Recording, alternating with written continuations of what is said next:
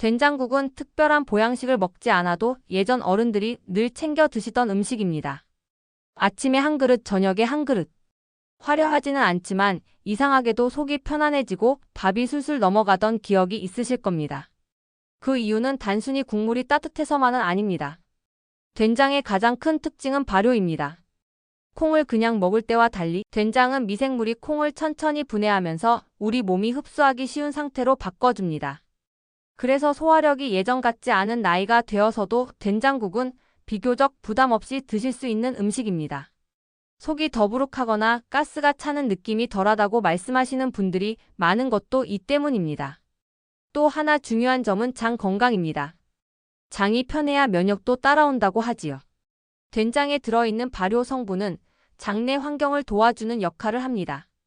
장이 편안해지면 자연스럽게 변비가 완화되거나 배가 자주 아픈 증상이 줄었다고 느끼는 분들도 계십니다. 물론 개인차는 있지만 오랫동안 식탁에서 살아남은 음식에는 다 이유가 있습니다. 된장은 단백질 음식이기도 합니다. 고기처럼 묵직하지 않으면서도 콩에서 오는 단백질을 국물 형태로 섭취할 수 있다는 점은 시니어 분들께 꽤 큰 장점입니다. 씹는 힘이 예전 같지 않거나 고기가 부담스러운 날에도 된장국 한 그릇이면 영양을 어느 정도 보충할 수 있습니다. 무엇보다 된장국의 장점은 매일 먹어도 질리지 않는다는 것입니다. 김치찌개처럼 자극적이지 않고 맑은 국처럼 심심하지도 않습니다.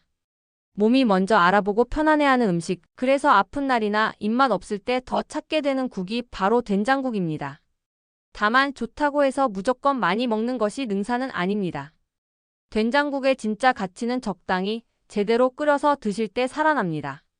이 부분은 다음에서 자세히 말씀드리겠습니다. 된장국 이야기만 나오면 꼭 따라오는 말이 있습니다.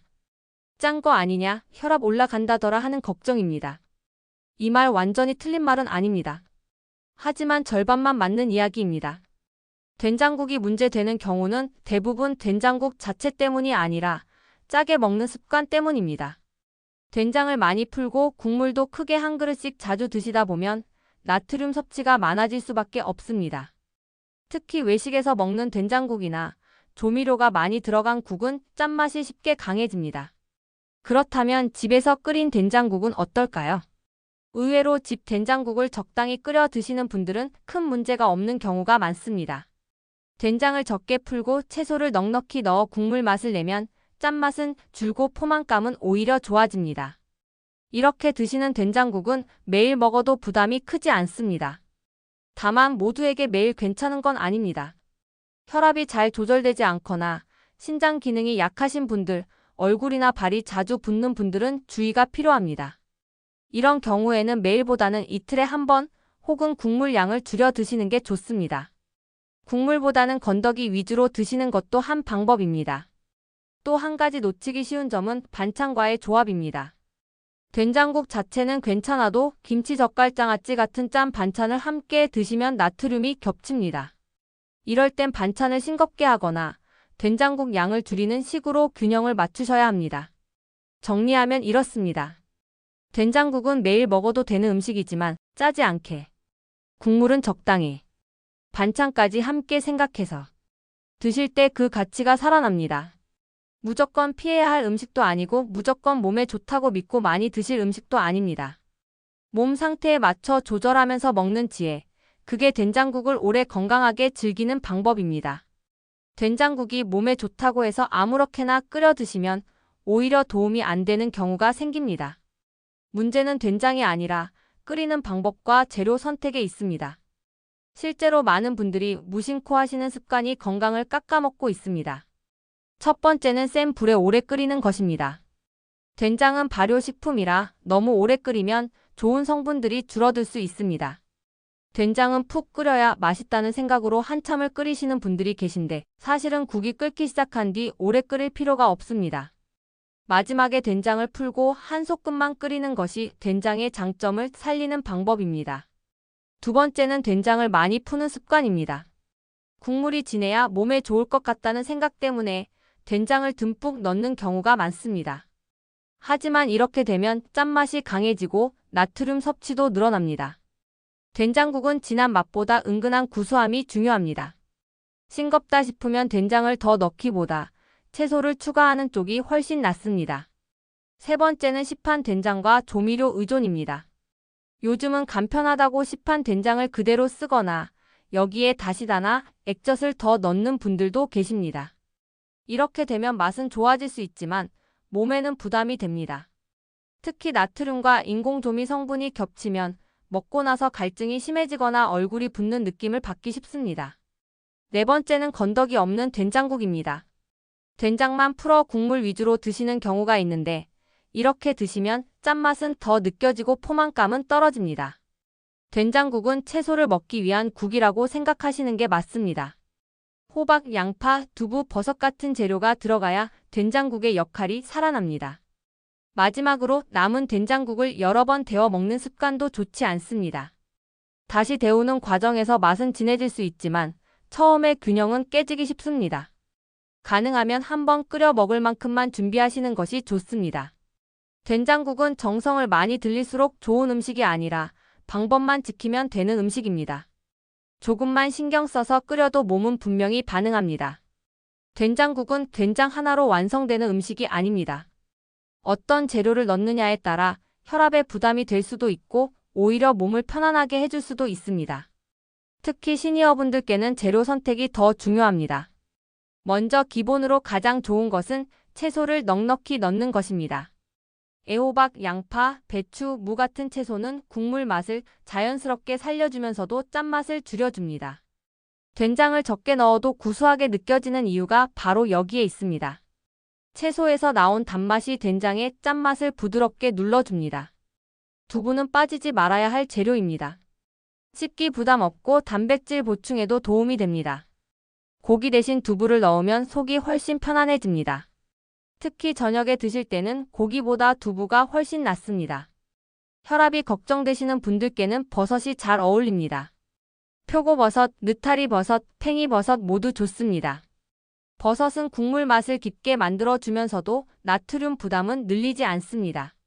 된장을 많이 넣지 않아도 맛있다고 느끼게 해주는 고마운 재료입니다. 해조류를 소량 넣는 것도 좋습니다.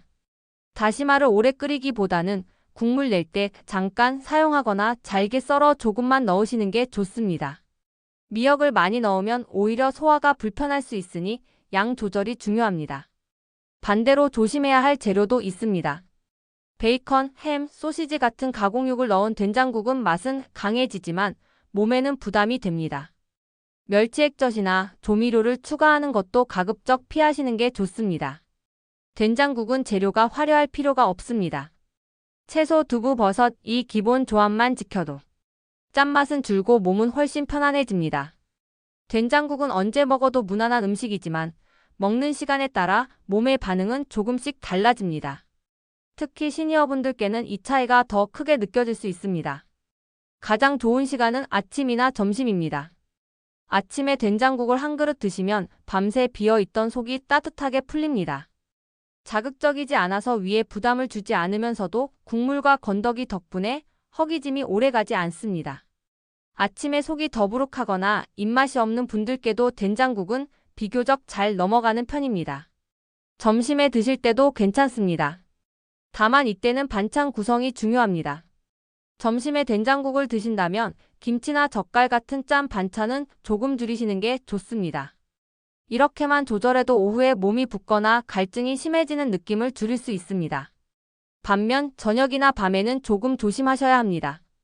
늦은 시간에 된장국을 드시면 국물 때문에 수분 섭취가 많아지고 밤중에 화장실을 자주 가게 될 수 있습니다.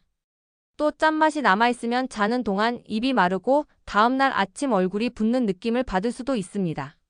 저녁에 꼭 드셔야 한다면 방법이 있습니다. 국물은 적게, 건더기 위주로 드시고 된장은 아주 연하게 푸시는 것이 좋습니다. 고기 대신 두부나 채소 위주로 구성하면 속도 훨씬 편안합니다. 이 경우에는 소량의 된장국이 오히려 저녁 식사를 부드럽게 마무리해주는 역할을 하기도 합니다. 정리하면 이렇습니다.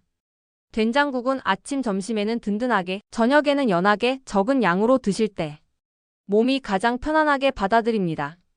된장국이 대부분의 분들께 무난한 음식이긴 하지만 모든 몸에 똑같이 맞는 음식은 아닙니다. 특히 아래에 해당하시는 분들은 조금 더 신경 써서 드시는 게 좋습니다.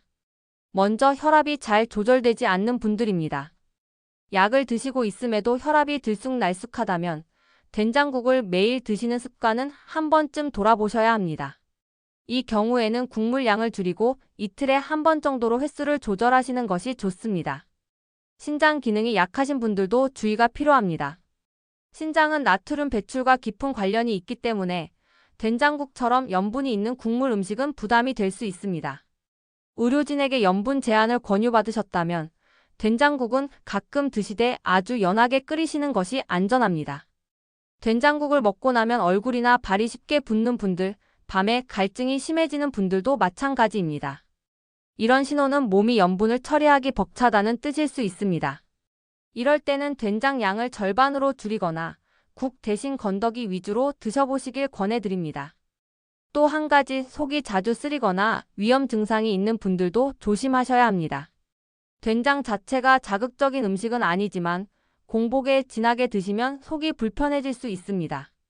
이런 분들은 공복을 피하고 아주 순하게 끓인 된장국부터 천천히 드시는 것이 좋습니다. 마지막으로 기억하실 점이 있습니다. 된장국은 몸을 살리는 음식이 될 수도 있고 습관에 따라 부담이 되는 음식이 될 수도 있습니다. 짜지 않게 채소를 넉넉히 넣고 내 몸 상태에 맞춰 조절해서 드신다면 된장국은 나이가 들수록 더 든든한 밥상 친구가 되어줄 겁니다.